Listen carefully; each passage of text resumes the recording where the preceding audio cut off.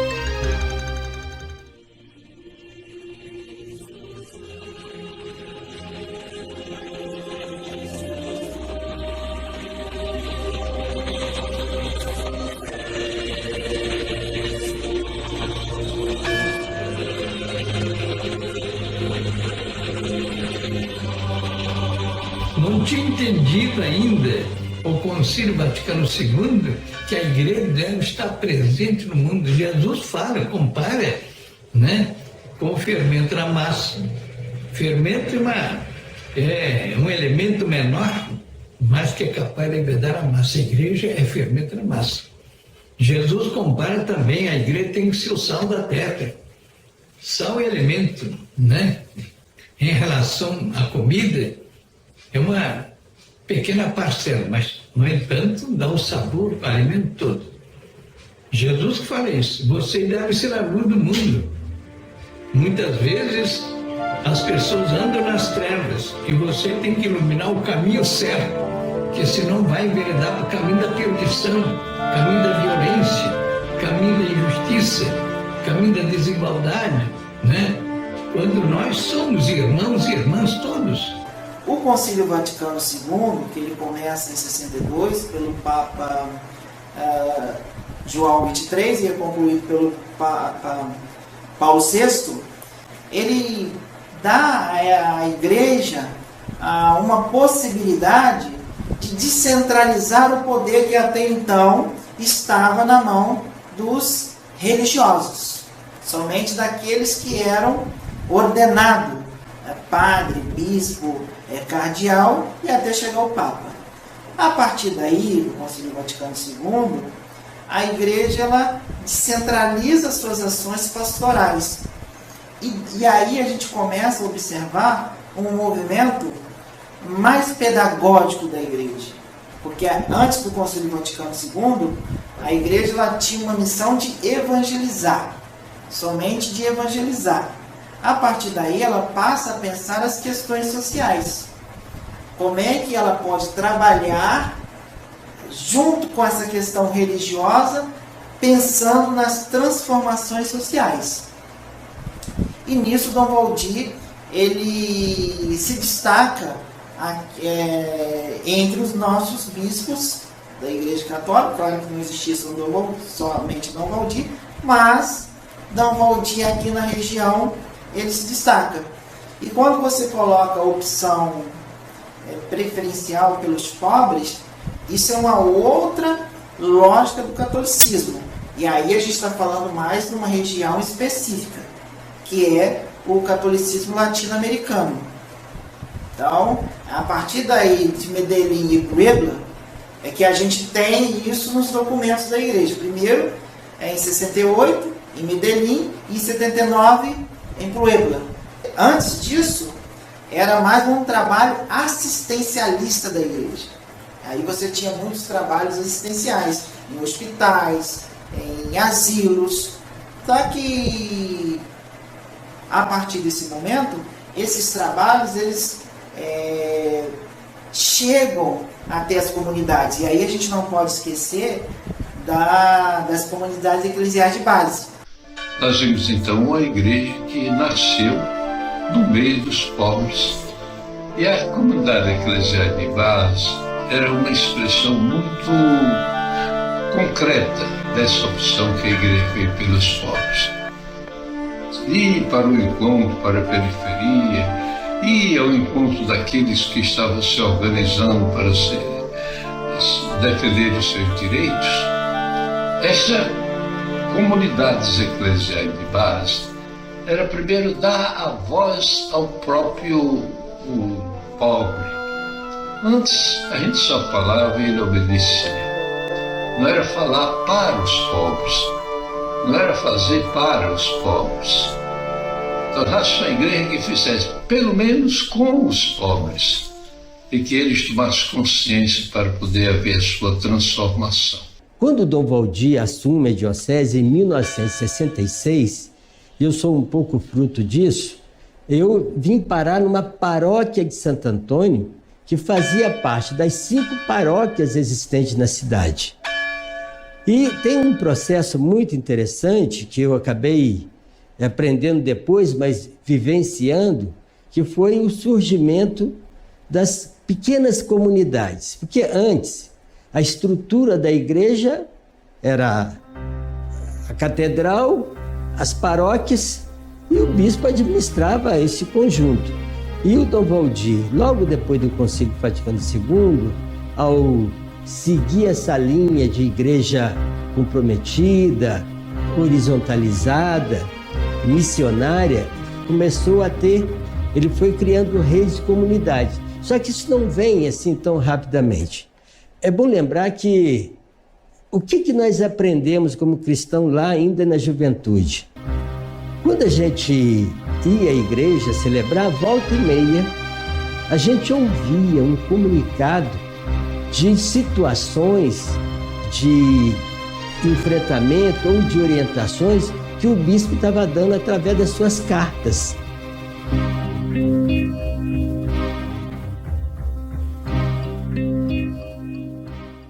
Que a transformação do pequeno, daqueles que sofrem, de fora não vem solução. E quem quer fazer junto com eles, às vezes faz imposição. Imposição é contra a liberdade pessoal. Tomando consciência das necessidades mais amplas, essa liberdade pessoal passa a ser uma liberdade comunitária, ou seja, da própria sociedade. Através do Dom Valdir, quando tinha poucas comunidades, hoje chegou a 60, e sempre ele incentivou a luta. Ele sempre incentivou as comunidades se organizarem. Portanto, que o grupo de mulheres da época de 40 e poucos anos, elas iam na prefeitura reivindicar através de pedido Dom Valdir, incentivando as pessoas. E o grupo de mulheres ia lá fazer as reivindicações do bairro, principalmente, né? Geralmente começa a justiça a parte de casa. E assim é onde surgiu as 60 comunidades envolvidas na luta, na justiça, na igualdade. É isso que o Dom Valdir sempre teve presente. Então, aqui na região, logo depois do Concílio Vaticano II, nós tivemos também a Conferência de Puebla, que foi muito importante. Puebla e Medellín, que foi muito importante para não só para a América Latina, mas para nosso Brasil, que estava vivendo um período difícil depois da ditadura militar, né? Claro que ainda tinha muito resquício da ditadura em muitas comunidades, em muita região. Isso aí vai depois, né? Não para logo depois de 79, continua. A mudança foi muito importante. Uma das coisas que a gente sempre valorizava nessa novo jeito de ser igreja, que era que a palavra de Deus ela ia ao encontro das pessoas. O povo tinha acesso à palavra. E a partir da palavra de Deus, né, com acesso à palavra, o pessoal começou a perceber que a palavra de Deus tinha a ver com a sua vida. E a vida começa a ser transformada.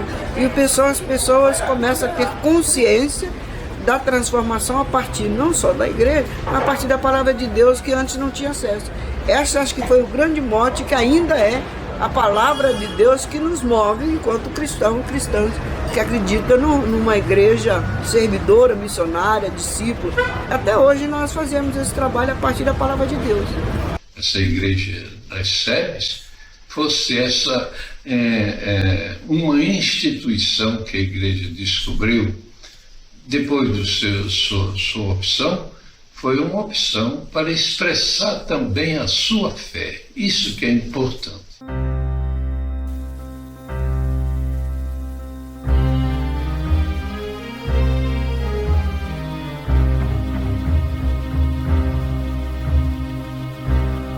Dom Valdir tem uma marca muito importante, a solidariedade humana.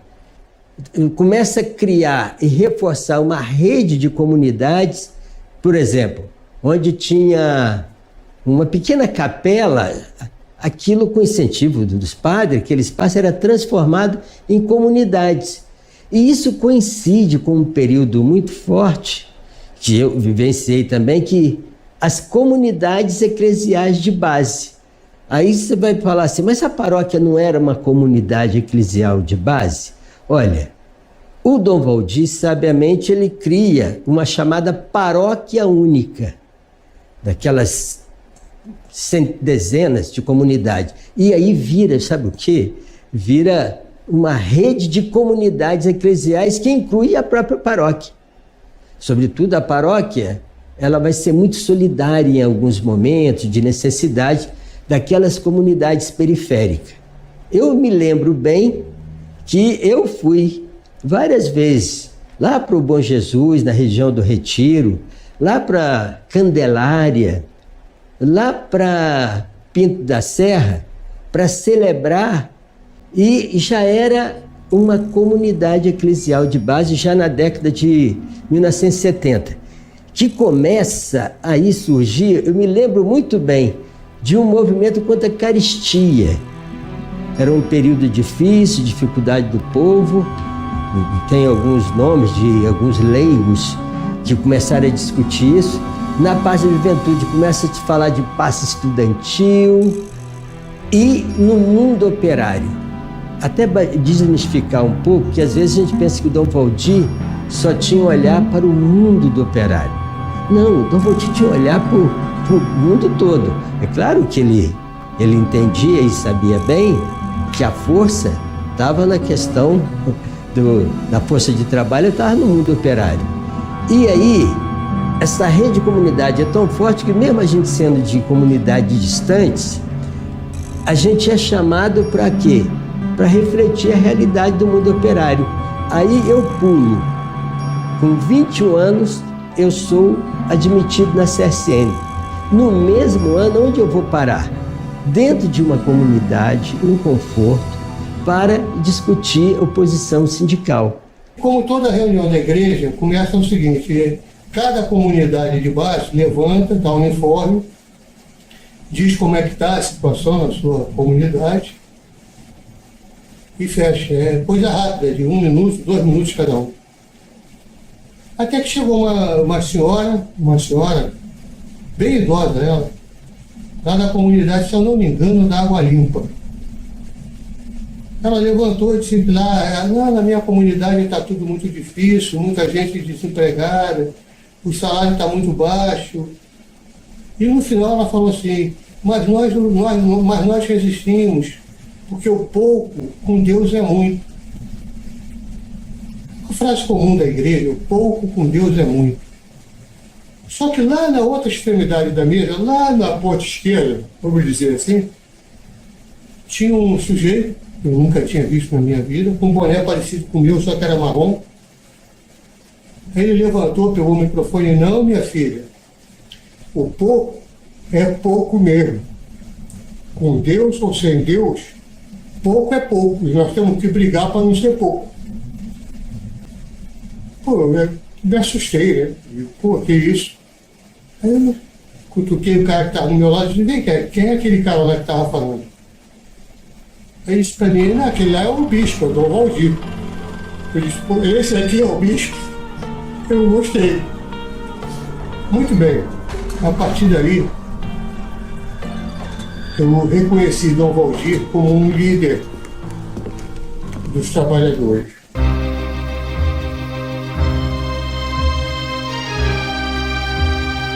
O Dom Valdir, junto com Dom Adriano Hipólito de Nova Iguaçu, eram para nós da Baixada Fluminense um referencial não somente de vida, mas de coragem na defesa dos direitos humanos na época da ditadura.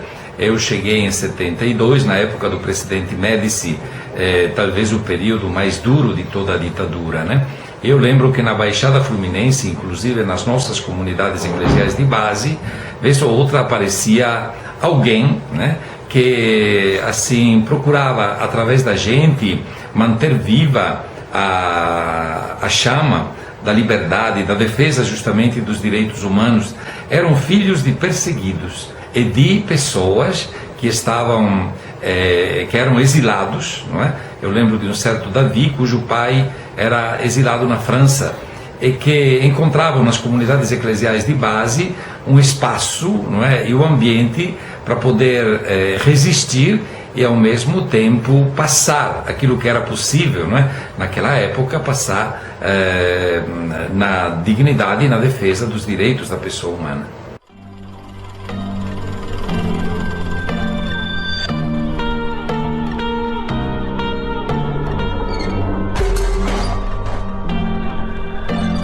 A construção da ideia, né, da identidade dessa igreja, na minha geração, é a construção de que as SEBs eram o padrão de igreja, né, porque a gente já tinha aí a atuação consolidada, né, de Dom Valdir aqui na diocese, os padres, né, que atuavam aqui, já tinha certamente essa afinidade também com essas diretrizes. Então isso para a gente era muito tranquilo, era muito normal, né? A gente perceber que a igreja era um espaço de movimento social, né? Então, movimento social em qualquer uso da palavra que você queira, na verdade. A gente ter essa experiência de, além de fazer a celebração, né, da liturgia, a gente ter também a celebração das lutas, das dores, das dificuldades do nosso povo, né, dessa população, principalmente urbana, né, aqui de Volta Redonda e da região. Mas que também não estava descolada de um contexto maior, né? Então, essa igreja que era uma igreja também na rua, que era uma igreja que fazia do seu espaço de celebração também, o espaço das suas procissões, os espaços, né, sempre muito próximo, trazendo para esses espaços o que era as dificuldades do povo naquele tempo. Então, isso para a gente era a igreja que era a igreja natural, normal, isso para a gente era a igreja. Então, na época do Dom Valdir, eu sou de uma região onde que no período dos anos 80 foi um período que nós construímos muitas capelas, a gente chamava de capelas, né, umas comunidades pequenas. Na minha região, muitas igrejas foram construídas, igrejas pequenas. E Dom Valdir dizia, isso aqui é para rezar e é também para servir o povo. O povo pudesse reunir para falar das suas vidas, dos seus problemas, das suas realidades. E com isso, Dom Valdir descentralizou muitas comunidades. Acho que foi o período que mais cresceu as pequenas comunidades. Porque ele valorizava muito isso, sabe? As pequenas comunidades, daí vem as comunidades eclesiais de base, que é uma igreja voltada, né, para as pequenas comunidades e a partir da palavra de Deus. E era uma igreja que tinha uma experiência que hoje, até fazendo ligação com hoje, que o Papa Francisco está fazendo, que é a discussão sobre a sinodalidade, numa igreja de comunhão e participação. Nós vivemos isso aqui na experiência dessa igreja sinodal na época de Dom Valdir, porque ele incentivava os conselhos comunitários, tinha vez e voz, ele dava muita atenção à presença do laicato na igreja. Quer dizer, então o que a igreja hoje está voltando a discutir com o Papa Francisco, nós já vivíamos aqui essa experiência com Dom Valdir. Volta Redonda tinha aqui todas essas representações da esquerda clandestina, porque por ser uma cidade operária. Eu me lembro muito bem que aqui tinha representantes da Polop, do Trabalho, do Alicerce Socialista, do MCR, da LN. Todos esses grupos, eles tinham representação e faziam trabalho aqui em Volta Redonda. E qual a ligação desses grupos com a Igreja Católica Progressista e a figura de Dom Valdir Calheiros? Esses grupos, eles participaram, chegaram a participar, assim, não enquanto grupo, mas enquanto militantes, das comunidades de base, sem ser identificado como era a política, né, a tática deles, né? Eles influenciaram muito no debate e na formação das comunidades de base. A relação entre os movimentos de esquerda aqui no Brasil e as organizações da Igreja Católica, naturalmente foi uma relação sempre dialética. Por um lado, um fiel cristão da Igreja Católica, ele repudia sempre a violência, né? Enquanto certos movimentos da esquerda muitas vezes adotaram, por exemplo, a violência, a luta armada, não é, como um meio para derrubar, não é, a ditadura, derrubar o poder dominante. Diante de certos métodos houve discordância. Por outro lado, eu vi no passado, né, eu estava aqui, entendia pelo menos parcialmente esta relação, digo a verdade, né? Eu vi que o que unificou e o que unia, não é, os movimentos da esquerda com os os movimentos da Igreja Católica era, primeiro, o espírito de liberdade. No fundo, o cristão é alguém que prima pela liberdade pessoal e pela liberdade da pessoa humana. Segundo, a defesa dos direitos humanos.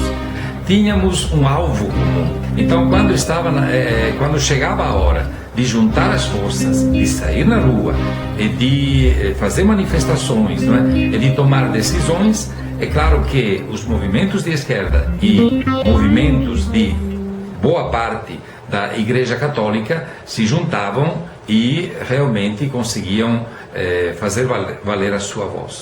Dom Valdir descentraliza a base para colocar a igreja, para que a igreja se estendesse em todas as ramificações das comunidades.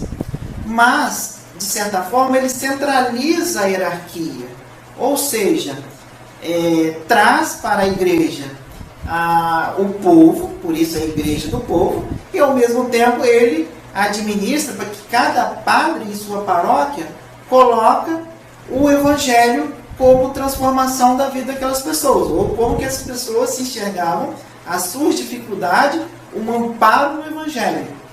A gente tem uma visão um pouco equivocada que Dom Valdir só atuou politicamente. Não, ele ele tem uma atuação política, mas essa atuação política, ela não é uma política partidária.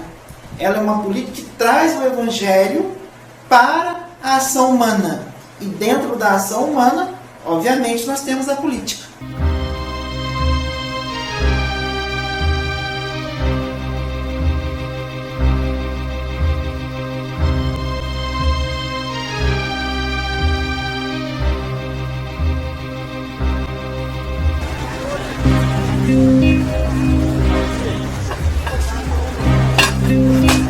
Dom Valdir era uma pessoa que ele ajudou muitos pobres.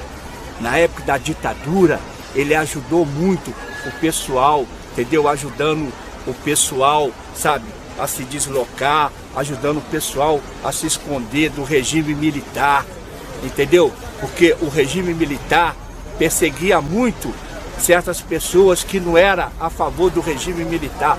Então, Dom Valdir, ele ajudou muito essas pessoas. O meu falecido pai falava que Dom Valdir, ele era uma pessoa de ouro, entendeu? Uma pessoa do coração de ouro, que ele ajudava muitos mais necessitados. Então, ele é uma pessoa que merece todo o respeito e toda a dedicação. Eu sei que ele está junto do pai, porque ele foi uma pessoa muito boa de coração, entendeu?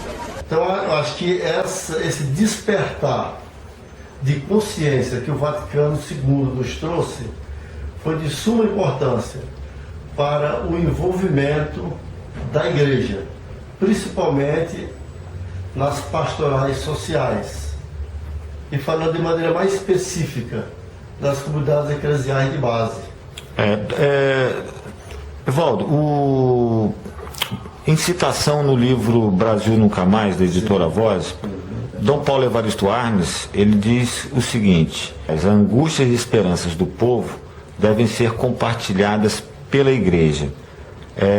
Você acha que, nesse sentido, as comunidades eclesiais de base foram preponderantes para a realização dessa busca de justiça ou da aplicação das resoluções do Concílio Vaticano II? Com certeza, Geraldo. Se a igreja, que tem a sua missão de evangelizar, de anunciar a boa nova, não tivesse esse envolvimento e criasse essa consciência e não se organizasse através das comunidades eclesiais de base e outros grupos que também podemos citar, como a Pastoral Operária, Ação Católica e outros, que contribuiu decisivamente para que houvesse muitas mudanças neste país.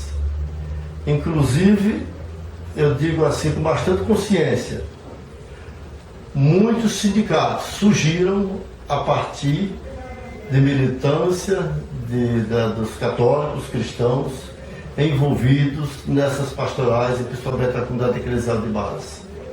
A luta pela terra eu também digo assim com bastante consciência, ela surgiu, essa organização, a partir da militância daqueles que participavam da comunidade eclesial de base, com a luta operária também. E até mesmo no envolvimento político dos partidos políticos. E esse envolvimento de cristãos no campo político também se deve muito a essa consciência que foi despertada nas comunidades eclesiais de base. Bom dia, Erasmo. Bom dia. Bom dia a vocês, bom dia à sintonia e aos ouvintes também. Que, pelo que eu estou sabendo, é uma rádio bastante ouvida, né, no Brasil inteiro. Com certeza. Através das ondas da rádio, ela chega até o sul de Minas, São Paulo, mas através da internet ela vai até para o Japão também, no meio da Amazônia, tem gente escutando até lá nos Estados Unidos também, que é no mundo inteiro, né? Pela internet hoje em dia, né? Todas as rádios têm potencial. E a nossa rádio está na internet, né? Desde o final dos anos 70, desde a luta da anistia, fiz parte do movimento estudantil, fiz parte do movimento operário, fui membro da direção do PT nos anos 80, lutei contra a privatização, enfim, tenho uma participação muito próxima na época de Dom Valdir Calheiros, né? Fazia a ponte entre as organizações políticas de esquerda junto à Diocese de Volta Redonda e sempre fomos, né, recebidos de forma muito humana. Eu venho desenvolvendo pesquisas com o movimento operário, um pouco da primeira geração da CSN, mas muito da geração dos anos 80, que foi a geração do movimento sindical que a gente chama de sindicalismo autêntico e combativo. E aí não tinha como desbarrar com a Igreja Progressista, porque a Igreja Progressista, ela praticamente do ponto de vista de atuação no movimento, ela fundiu com o mesmo método de atuação que os sindicalistas tinham, ou seja, enquanto o movimento sindical se organizava no chão da fábrica, as comunidades eclesiais de base se organizavam no chão dos bairros. E assim como o movimento usava a análise, caracterização e política, a igreja e as comunidades utilizavam o ver, julgar e agir. Então se fundiu e eu não tive como não esbarrar nessas pesquisas constantemente com a presença da igreja progressista e, evidentemente, com a figura de Dom Valdir Calheiros. São João, na primeira carta, né, lá no finalzinho do Novo Testamento, ele diz assim: quem ama conhece a Deus, porque Deus é amor. Então, o amor, né, e quando a gente fala de defesa, de direito, de compromisso, ele está falando de um amor social, né? E quem ama conhece a Deus, porque Deus é amor. E não tem outra definição, e depois da Bíblia inteira, a única definição que tem na Bíblia sobre Deus, ele é parecido com uma rocha, ele é parecido com um chefe exército, ele é parecido com isso, ele é parecido com um pastor, mas quando diz Deus definição de Deus é amor, né? Então, eu acho que nesse sentido, todo humanismo ele se aproxima de Deus. Tudo aquilo que é contra o ser humano é contra Deus, e tudo aquilo que é a favor do ser humano é a favor de Deus. Eu acho que essa é a mensagem central, é o coração da mensagem do cristianismo.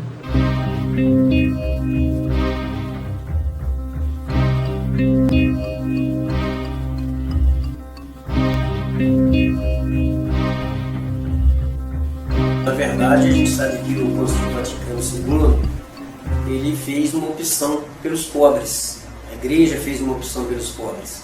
Que até então a igreja era muito passiva com relação ao que os pobres viviam no mundo. E, em particular, aqui em Volta Redonda, a gente vivenciou isso na presença do Dom Valdir, com as organizações, né, da igreja, sendo através da ACO, sendo através da JOC, e explodindo para a área sindical e de trabalhadores em 79, porque tão logo foi feito o Concílio Vaticano II, a gente vivenciou o período da ditadura, né? E a gente ali começou a acompanhar o histórico do Dom Valdir, de abraçar aquelas pessoas que eram injustamente presas e torturadas. Então o Dom Valdir começou a se posicionar com relação a isso, dentro das igrejas, ampliando a igreja, né? Tinha a periferia não tinha salões paroquiais, a gente vivenciava mais a igreja na parte central, né? o Dom Valdir começou a ampliar essa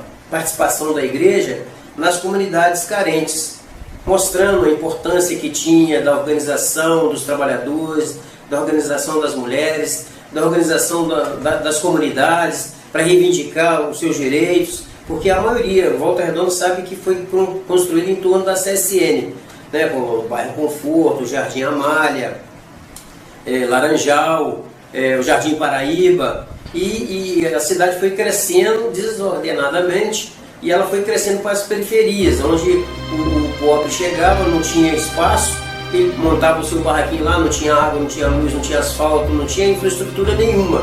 Então o Dom Valdir começou a organizar esse povo para começar a se reivindicar e se colocar como gente nesse processo, né? E a gente acompanhou essa construção operária de Volta Redonda, principalmente a partir da revolta dos peões em 79, onde a igreja realmente já estava muito presente através da CO, e a gente viu a revolta dos trabalhadores da Odebrecht por conta da alimentação muito ruim, o espaço de dormitório muito ruim, os sanitários muito ruim, o local de alimentação muito ruim. Os trabalhadores revoltou e jogou aquilo tudo dentro do valão, né, que corta a CSN ali na base do Conforto.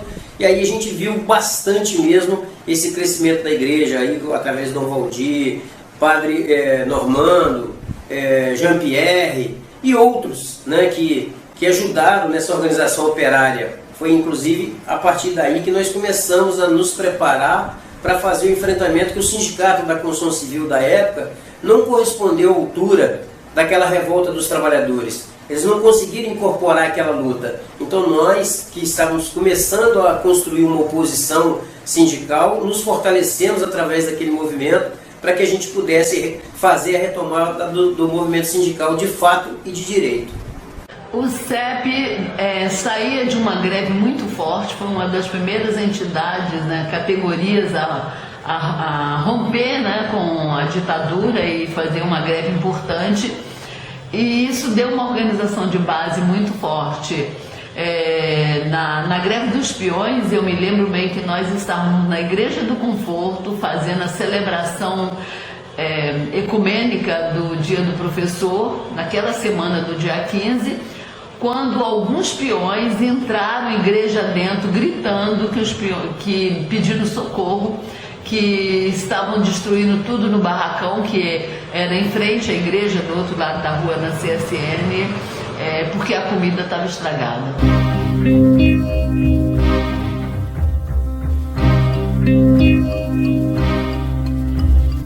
E a partir do Evangelho, refletir as aflições dessas comunidades.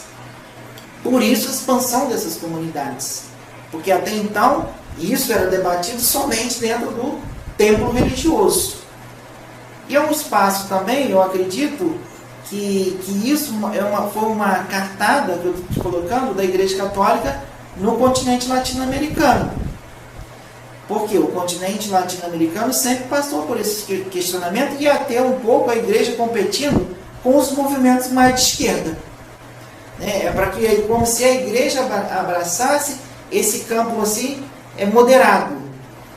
Pegasse um campo mais moderado e trabalhasse as questões políticas. Se a Igreja não determina algumas diretrizes, o que acontece é o inverso. Ela é capturada por movimentos políticos e ideológicos de esquerda, pois que eles não queriam que isso acontecesse. Por isso o apego ao Evangelho. Vejo ele como um pastor protegendo as suas ovelhas, vejo ele como uma autoridade eclesiástica revestido de poder por uma instituição poderosa, que é a Igreja Católica, e vejo ele como uma pessoa que tinha dentro de si um humanismo muito grande.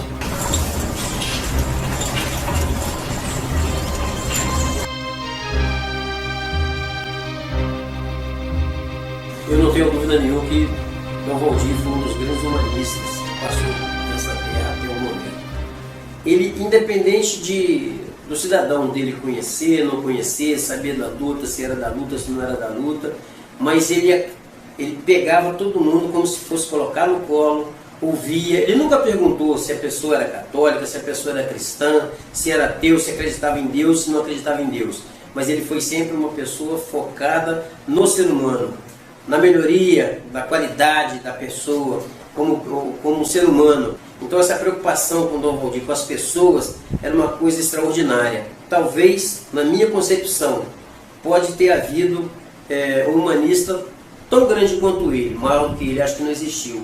Dom Valdir foi diferente, porque Dom Valdir, ele me ensinou que, inclusive fazendo um paralelo com o que o Papa Francisco hoje diz. Quando eu faço contato com uma pessoa, eu não quero saber que crença ela tem, se acredita ou não em Deus. Eu quero saber qual é a compreensão que ela tem enquanto ser humano da própria humanidade, né? E se você é humanista, se você acredita na humanidade, defende a humanidade, se você é sensível a qualquer tipo de injustiça, né, em qualquer lugar do mundo, então você está criando um fato de amor, um ato de amor. E se você tem amor, você está próximo de Deus. Então era isso que ele passava para mim. Ele dizia sempre assim: a igreja, ela não deve se preocupar só com as almas, mas também se preocupar com os homens.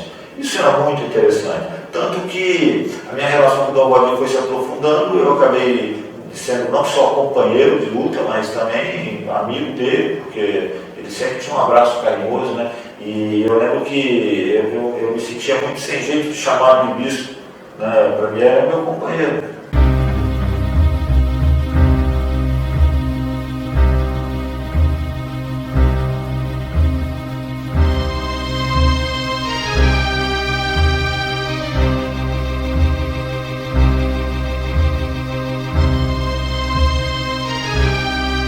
Eu queria somente dizer que a cada dia que passa eu me dou conta da lucidez com que Dom Valdir, ao longo destes 33 anos, creio eu também, ele tateando inicialmente, a lucidez que ele alcançou em analisar a intervenção da Igreja a partir do Evangelho para a defesa da pessoa humana. Não tem dúvida nenhuma naquilo que ele diz e naquilo que ele é, que ele está ao lado do homem. E, de preferência, naturalmente, do último, do pequenino, daquele que não tem voz, daquele que é despojado dos seus direitos. Por isso ele é muito grande.